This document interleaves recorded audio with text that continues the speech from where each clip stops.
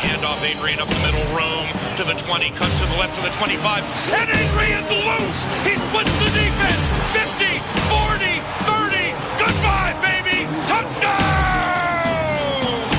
We bleed purple, and our bones are gold. Hear the horns coming out of our dome, behold. We are Minnesota Vikings fans. We love when a player scores, we roar, ignite the stand. You are listening to the Purple People podcast. We thank you for clicking on it. I am Kyle West, accompanied by Adam Carlson. Heyo. Kyle Smith. Hello, hello. What's up, sir? Monday. It's another fabulous week to talk about the Vikings. Every week you can talk about the Vikings is a good week. That's what I think. And with that, I'd like to welcome everyone to episode number 145 of the Purple People podcast. I got a little uncreative during this week's title, and I reused a show that I've used before, but it's one that I really like. This one's 28 Days Later. I love that movie, 28 Days Later. It helped get me back into the zombie genre after a little bit of a break. So guess what? You guys are stuck with it. Deal with it. Those are not zombies. Those are infected people. There's a difference, Adam. I didn't say they were zombies. I said it helped get me back into the zombie genre. Touche. But they were still... I word things very carefully. They were still infected. You're infected. Maybe. Told you. That. Maybe. We're all infected. I'm infected with purple Vikings. Something or other. Let's dive into the quick hits. Like I said at the beginning of the show, we mentioned Mays, and that is why the Vikings have signed former Bengals safety Taylor Mays.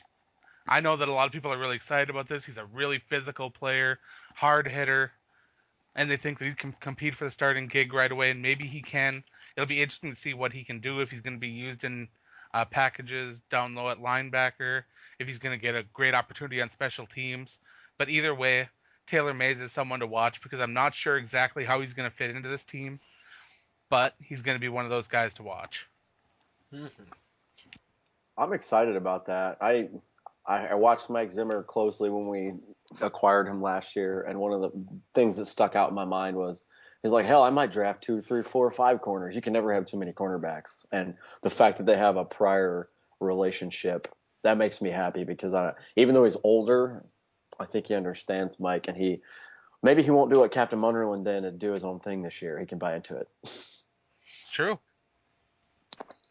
Up next, former Eagles linebacker Casey Matthews signed with the Minnesota Vikings on a one-year deal as well. Casey Matthews is the brother of Green Bay Packers linebacker Clay Matthews III, I believe he is. Mm-hmm. So he's got some name recognition and some football in his bloodline.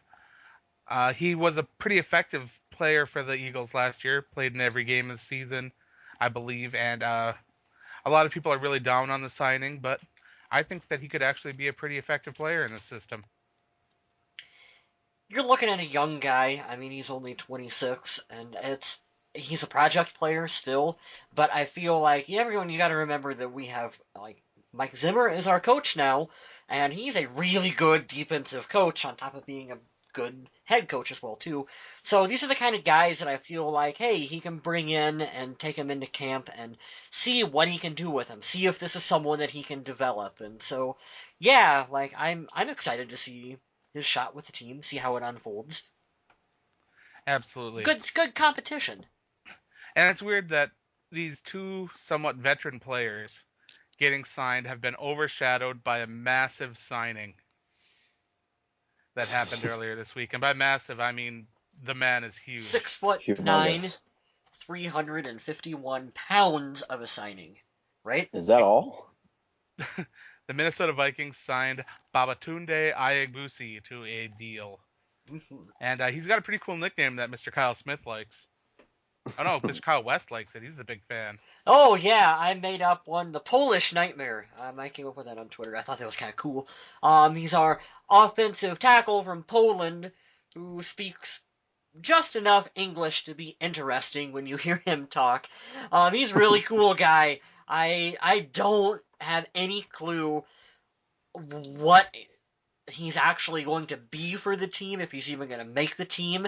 But a guy that big is bound to be fun to watch during camp and preseason, right? If you go on YouTube and watch his highlights Mm-hmm. of him in the German league, he looks like he's out there as a full-grown adult playing with 9-year-olds. It's seriously that bad. Like these people look like children compared to him. Just shoving them around. It's unbelievable. That video has been posted on the Purple People Podcast Facebook page too, so check it out if you get a chance. So he's someone to be excited about. I know a lot of people are already crowning him as the new replacement for Matt Khalil or whatever. Slow down. Yeah, a little early to be saying that. I know we have some people on Twitter who seem to think that his signing has altered the need for the Vikings to draft a lineman with that early pick. And I'm going to say no, it does not, because he's a project, even though you see his YouTube sizzle reel and he looks fantastic. He's a project guy. Like, perspective. Absolutely. Yep. But he's a signing to be kind of excited about because of the potential he has. But for now, we have to wait and see if he can achieve that kind of potential. It's also... I'm excited to watch what he can do. You know what it reminds me of a little bit, Adam? You remember a couple years back when we signed the linebacker Solomon Eliminian from the Canadian Football League? And here's a guy, kind of the same situation. You looked at his YouTube sizzle reel, and holy shit, he looked really, really good. And I don't think he even made it past preseason, did he? I don't think he actually... I think he got cut during the preseason, yeah. Yeah, I think he got cut, and then I think Cleveland picked him up, and he might have maybe been on, like, the practice squad or something. But anyway, he ended back up in the Canadian League, like, really, really shortly afterward. So, I'm not saying that the guy that we have is going to fail. I want him to succeed, but you just kind of got to temper your expectations a little bit for it and keep it in perspective. Absolutely. That's a smart way to go about it. Yep. And speaking of smart, Minnesota Vikings and Chad Greenway came together to make a smart decision for Greenway to restructure his deal, cutting $3.5 million off of his 2015 salary, keeping Greenway in Minnesota for one more year. Mm-hmm. And it looks like he'll take that year and then possibly decide to hang up his cleats. Which I'd be a big fan of. I mean, I've got his jersey upstairs, and I've always been a big fan of his, the hard-nosed player that he is, hard-working, determined. Although I know a lot of fans don't like that he misses quite a few tackles. And, that's bound to happen when you're an aggressive player and you're getting a little older and you have an injury history. It happens. And you're the only guy on defense lined up in the correct position because no one else knows what they're doing. And you got to cover for everyone else being full of it. Yeah, it tends to happen. Yeah. Still, I'm glad to see Greenway stay.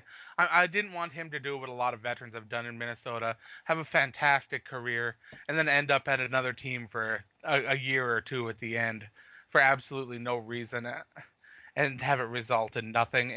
It's just glad to see him stay in Minnesota, and I want him to be a Viking for life, and I always have, so glad to see that be able to happen. You're 100% right, Adam. Does anyone want to remember Chris Carter as a Miami Dolphin? No, you don't. You remember him as a Minnesota Viking and early on as a Philadelphia Eagle. Do you want to remember Franz Tarkenton as a New York Giant? No. Jared as a Bear? Oh, no. No. No. This is what we're talking about here. There won't be any tainting of Chad Greenway's Vikings career. And hey, isn't it nice to have a player? Isn't it nice to have a player who wants to be in Minnesota? Oh, hint, hint, hint. I'm gonna try to lay off that because I got some criticism for my my little rant there last week, and that's okay. I took it like a big boy because I gave a big boy statement, and that's fine. But it is how I felt, and it's how I still feel. So I'm glad that Chad Greenway isn't a selfish player, and he understands the needs of the team. And he understands what he has to do to be able to stay with the team. So Man, it's good to see that kind of player. It really is. I'm gonna go on a little mini rant. Just give me 2 seconds. I could go. I've noticed the more that older I get, the more the classy, respectable way you have to go about this. There's a lot of nasty and smart aleck things I wanted to say about people who are just crapping on Chad Greenway. Why do you keep him around? My question to you is: it's just like a quarterback. Who do you have out there that's going to replace him and do better?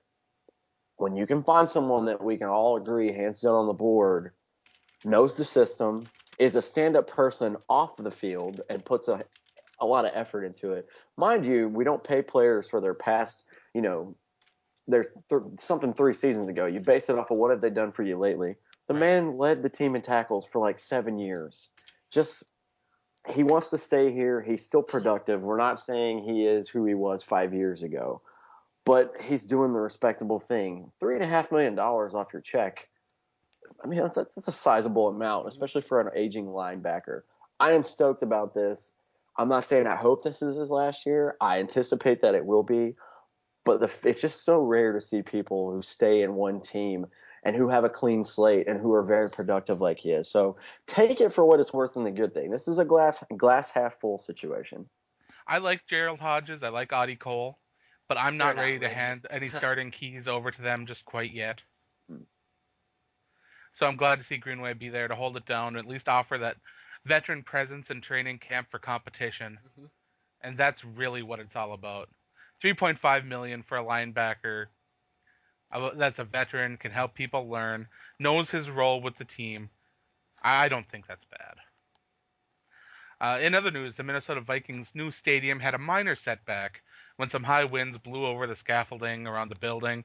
Luckily, nobody was seriously injured, and it hasn't pushed back the current date for the stadium's opening. So hopefully that's the only setback of sorts that the stadium will have, and the rest of it will go off without a hitch. So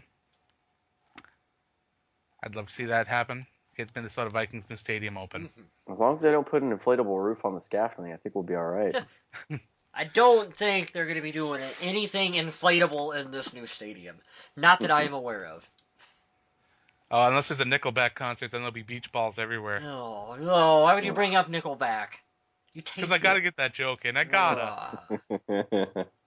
Speaking of the Vikings' new stadium, do you want your name in it? I know I want my name written in the new stadium. And you can have that happen if you order one of the Minnesota Vikings Legacy bricks. They're available on the Minnesota Vikings official website. You can get your name, whatever you want written on there, Skol Vikings or whatever. The only thing you can't get is advertisement. Like, for example, we can't get the Purple People Podcast or add Purple People Pod on there as much as we'd like, but we are going to order ourselves a brick with each of our names on it. So if you end up going to the Minnesota Vikings Stadium and you see a brick with Adam B. Carlson, Kyle J. West, and Kyle Smith written on it, you'll know, hey, those are those podcast guys. When the stadium accidentally falls down and they do the report on it, and there was one faulty brick, and it ended up being the one with these 3 guys on it. Oh, no. It's our fun. No, I'm kidding. It's really cool that you can have your name put on a brick. I don't know if any other stadium in the NFL has ever done anything like this. Well, the Vikings are doing the bricks, but the Green Bay Packers have the shares that you can buy, the pieces of paper. Yes, which is completely fictional, and this is actually a tangible thing that exists. Yeah, did you mention, Adam, that not only will you get the brick that's going to be in the stadium, which I'm sure they'll tell you where it's at, but you can they'll send you a replica to your house, which is the cool part. It's not like, you'll never be able to see this. You can have a keepsake at home, which is true. What I'm going to do for all 3 of us. I'm really cool about souvenirs and building my man cave, so... And it's not that expensive either. If you want to figure out the prices, just check it out like Adam said. But head on over to MinnesotaVikings.com. They got an advertisement for it. It's not too expensive. It's pretty cool. My favorite response that I've seen on Facebook about this in one of the groups is someone posted a photo that said Percy Harvin and then had a caption underneath it that said, "I threw this at the coach." I'm like, oh, that is awesome. Boo. It's fun.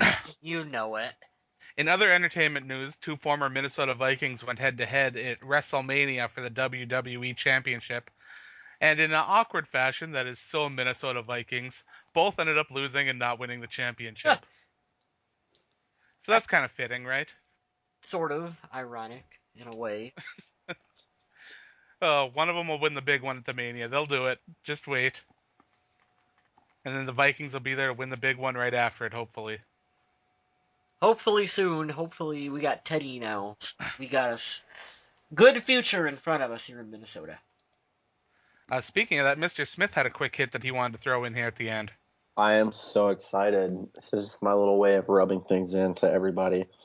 So let's rewind the clocks back a year. Remember when all this stuff about skinny knees and gloves and no gloves at Pro Day was going on for our now franchise quarterback, number 5, Mr. Teddy Bridgewater? Well, Bucky Brooks from NFL.com, he did the 2014 draft redo, and wouldn't you know it, he has Teddy Bridgewater going number 1 overall to the Houston Texans. Now, if you guys remember, if you followed Teddy or did a little homework on him like I did last year, he was projected very early on to go number 1. Mm-hmm. Obviously, they needed a quarterback just like we did. But as he had a not-so-good pro day, I wouldn't even say it was terrible. It was average. It was average to below average. It was was a little worse than expected, I guess. You had the Johnny Manziel hype. He was wearing pads and a helmet. Ooh, look at this. It's going to be amazing. Well, as the cookie crumbled, and steal a Bruce Almighty reference, as everything unfolded last year, with all the things that he had, no Adrian Peterson, struggles at left tackle, he didn't have any time to sit down and actually learn the offense. He grew. He continued to be patient. And this doesn't surprise me at all. I actually laugh because I see that the Vikings, in my opinion, got a steal. And overall, I think they made the right decision jumping back into the first round to get him. Because undoubtedly, Houston had the number 1 pick in the second round, obviously keep going in the order. There's a very solid chance they might have ended up with him as a second-round pick. True. So I just wanted to let everybody know that. We had a link up last week for when this happened. But, if you could do the 2014 draft over again, according to Mr. Bucky Brooks, writer for NFL.com, we have an overall number 1 pick on our team right now. It's pretty cool. Mm-hmm. Definitely is. With that, speaking of the draft, we had our social media question of the week. Not a ton of responses on the Facebook page. Hopefully next week we'll have a little bit better question that can get you guys a little more involved. But we asked you guys, what is the Vikings' biggest need going into the draft? Chimichangas. We had a couple pretty interesting answers. Douglas Freshley said a replacement for Adrian Peterson, an offensive lineman, interior preferred, and an outside linebacker, and a defensive back. That's quite a few needs. I like the way we've talked about this before, Adam. Even the fans of our page are like, offensive lineman. It's like John Dostal said, left guard and a big corner opposite Rhodes. And those, to me, are the 2 biggest needs on this team. I think John hit the nail on the head right there. He said he wants Trey Waynes or Brandon Sheriff, which to me are the 2 prospects that the Vikings should want going in. They should be near the top of their want list. And he says, or maybe we'll see some Spielman magic and get both. Yeah, Wouldn't that be that absolutely something? Nothing's impossible. Corbin Johnson says he wants a playmaker like Devontae Parker or Kevin White. Or maybe a defensive stud. But we do need linemen to help block for Teddy and make holes for Adrian Peterson. You got to read the last part. #playoff bound. Oh, yeah. I like the way you think, Corbin. We got some great fans on the podcast page, and I'd like to thank you guys for taking the time to answer us. Next week, we'll have another question up, and hopefully we'll get a little bit more response, and who knows, maybe we could use your response on the show next week. And let's go into the team needs now. I think this is one of the final categories. We have special teams next week, but this week is our last position on offense or defense. We're talking about safety. And to me, we have Harrison Smith, who should be written in ink as the starter. And then opposite him, we have a little bit of question. What do you guys think about that position? This is interesting. Depending on what we do with the draft, I know a lot of people say, "Oh, Landon Collins will be there." It would be nice. It's going to be really hard, I feel like, if we're going to address corner and safety in the first round. But to have another player that has the caliber of Harrison Smith would be amazing. But I do agree with you. I think it's unanimous. All Vikings fans would agree. Harrison's going to be penciled in as one of the starting safeties. Right. Who do we have right now? I know we let go last year. I don't even remember. Is Mistral Raymond still with us? I can't remember. We let go of somebody who was really good. I was a really big fan of him. Followed him on Twitter. He's with the Redskins now. It'll come to me, but I don't even remember who we have there. It's sad. Right now, Robert Blanton was the starter last year. They brought in Ahmad Dixon. Anton Exum had a couple plays last year. Andrew Sendejo, to me, played pretty well. Sunday. And they just signed Taylor Mays. So there is some pretty good competition for that spot. Mm-hmm. I don't know if going to the draft with the safety as being a huge need really is there anymore, because you do have some capable players that are really competing for this spot. I like Andrew Sendejo quite a bit. Robert Blanton showed that he can be an effective starter, and you got guys like the young Anton Exum, and you've got Ahmad Dixon. These are guys that are going to be hungry and competing. So maybe to me, the youth and the competition put the value of that position as far as a need in the draft lower than a lot of other people do. But I'd like to see one of these guys be able to step up and make it happen. If a top safety prospect falls into the Vikings' laps on draft day, you will see Spielman pull the trigger, because he knows value. He knows when a player is worth drafting at a certain spot. And if someone falls far enough, yeah, he'll make it happen. But I don't see safety as being a priority, something that Rick Spielman is going to be aggressive to go out and get. I think that the Minnesota Vikings would be fine staying put with who they currently have at safety on their roster. But, of course, if something were to happen, I'm sure an upgrade wouldn't be the most terrible thing. I don't think. I'm sorry for having a brain fart earlier. The guy I was talking about was Jamarcus Sanford. I always liked him being with us. He moved on. We let him go. Well, now that I'm putting names and faces back together, I'm not sure with Taylor May's age that he would be locked in to be the starter, but he has worked, like we said earlier in the show, with Mike Zimmer before. And remember, since he had a top 5 defense with Zimmer being there. Right. Andrew Sendejo, that's the name I was trying to click with my head with a face. He did very well when he got to step in last year. I thought so. I like him. He's really cut too. Not to be any weird about it, but he's a very athletic guy. He's very in shape, and I do know he likes to lay hits, kind of like Harrison Smith does. It's just, to me right now, it's up in the air, especially bringing in Taylor Mays. Who are we gonna be penciling as the absolute starter beside of him? But I 100% agree with you. I hate to beat a dead horse, so I won't go that far into it. But if, say, we wanted to jump back in the first round, which I have a feeling we probably try to do again. If it's someone still there that could match Harrison Smith, I mean, I totally agree with you. Rick Spielman's not afraid. He's actually very, very smart with the value. He's not going to sit around and wait for the number 45th pick, which I think we have overall coming into the second round. He'll jump back in and grab a playmaker. Oh, yeah. And there are some talented playmakers that are available. As a matter of fact, the Minnesota Vikings went and they were looking at bringing in some of the draft guys to check out. And although he has an off-the-field history of problems, Dorial Green-Beckham is a guy that the Vikings are bringing in for workouts. He is an absolutely big-time player. He's got some issues with drops, but he's 6'6", a speedster. He's got all the tools that you'd want otherwise. And he's a guy that the Vikings could probably get, maybe even if he falls to the third round because of his off-the-field issues. Mm-hmm. And let's face it, Minnesota desperately needs some players on defense with some size. Yeah, Minnesota desperately needs some players with off-the-field issues. Yeah, if there's one thing we don't have enough of around here, it's fucking off-the-field issues. We need more of that. Give me 2. Controversy creates cash, ain't that right? No, it does not, Mr. Bischoff. Maybe we can just be the New York Vikings for a couple of months. That'd be sweet. Just have that circus come into town. All right, so before we end up, I don't know if Mr. Smith has a bold statement for this week or not. I do, and I had to think long and hard about it. And you know what?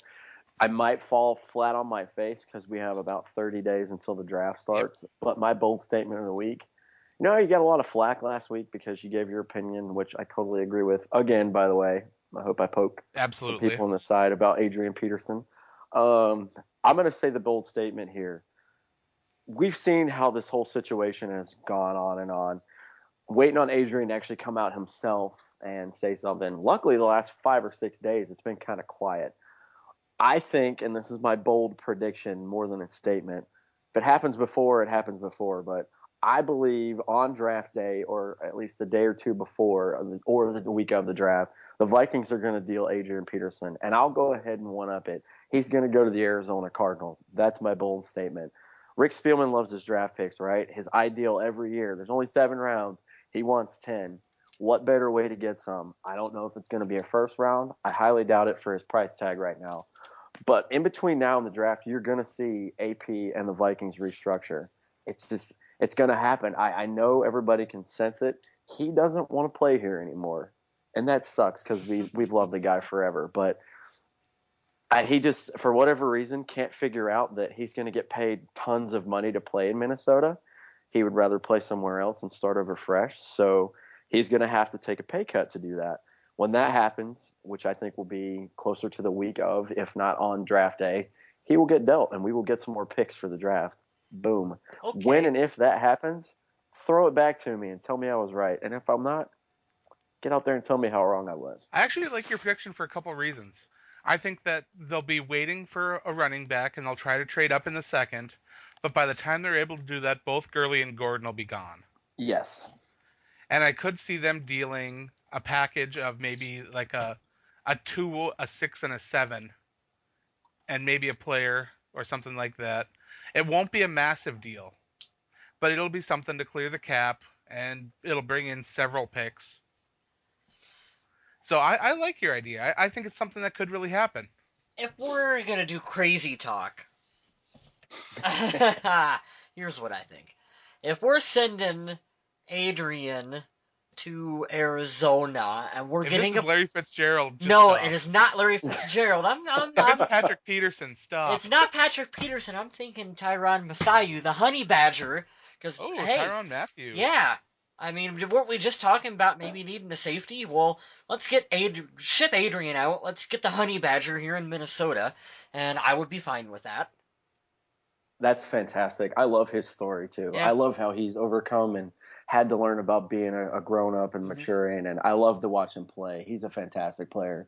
If only that were possible. I think Arizona, especially with Bruce Arians, I think he knows he's probably not going to let go of that guy. It's possible because I did it in Madden once. Oh, It was not for Adrian, but I did legitimately trade for him. Nice. I know everybody wants to go into he wants to go to Dallas. He wants a Texas reunion. Dallas. I don't see that happening. Jerry Jones, as much as he loves attention, he likes to keep his money. He likes a lot of it. He would love to get a give me for Adrian, but if you guys haven't noticed by now, here's a breaking story: the Vikings are not going to give him away, and they're damn sure not going to cut him. So No. they're going to get every value they can out of him. They're going to try to get a little bit more than what he's worth, but I do believe that this is a very, very possible deal. I don't think there's going to be a first-round pick involved for a 30-year-old running back. Now, when we start creeping into maybe a couple of 2s next year, this year, or maybe a second, third this year, take it and run. And who knows? You know how draft day is. We've seen people that get freaking Blake Bortles went 3rd overall last year. Blew my mind. Who knows? Maybe we'll creep back into the second round or get to the end of the first, and one of those running backs is there. Might jump back in and get one. Yeah, like you were saying, Dallas has been a lot smarter the last couple of years. It's They've been crazy. smart in the draft. They've been taking some good offensive linemen, doing some great scouting, and it's awesome when you have a choice between a solid stud offensive lineman or Johnny Manziel, and the Cowboys, who love the image, love the attention, go with an offensive lineman instead of the sparkly new toy. I think that shows a lot for the direction that franchise is heading in. But you know who That's why is they went for the really playoffs. happy with having an offensive line right now? Tony Romo. Oh yeah, And Gosh. the time that he has in the pocket is just incredible. anyone who does not understand, look, I'm going to break down football to the most fundamental, basic level possible. Protect your quarterback on offense, and on defense, you get guys who can hit the quarterback. That's like the two most basic fundamentals right there. That is football. So, bring in a big old offensive line for Teddy to play behind, and good things will come for that. I think so too. I think you're right. Mm-hmm. On that note, I don't have anything else to add for this week. You guys got anything else? Not this week, no. Getting closer to the Chimichangas. draft, so All right. On that note, head on over to Facebook. Check us out on there, Purple People Podcast. Go on Twitter at Purple People Pod. Be sure to give us a big thumbs up and send us a good, nice, healthy how do you do. And remember to stay classy, Minnesota.